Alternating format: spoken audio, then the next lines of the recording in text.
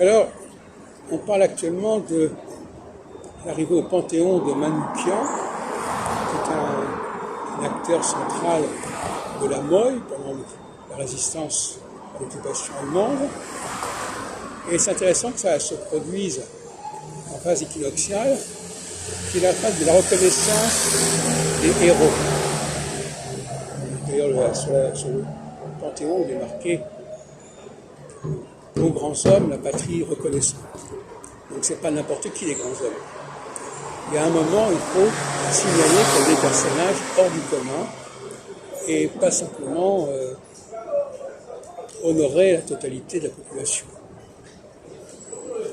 Et donc la mise au Panthéon de quelqu'un, c'est souvent un moment équinoxial, puisque ça ne correspond pas réellement à la pensée, à la mentalité solsticiale, la mise au Panthéon des grands hommes.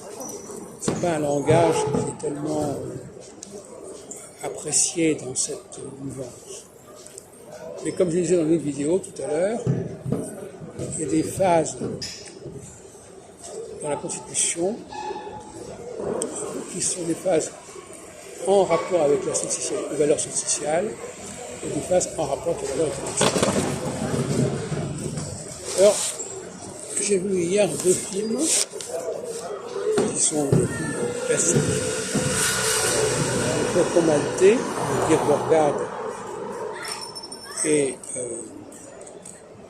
Astor, et puis Casino avec Niro, Charleston. Et ce sont des films qui ont déjà une certaine ancienneté et qui, à mon avis, correspondent à une vérité que le cinéma met en évidence concernant les rapports entre les hommes et les femmes. Et c'est beaucoup moins mis en évidence de nos jours. Le cinéma joue un rôle dans le brouillage des genres, dans la confusion des genres. Il y a un dialogue entre Marie Astor et Guy Bogart, et Humphrey Bogart, qui est tout à fait révélateur.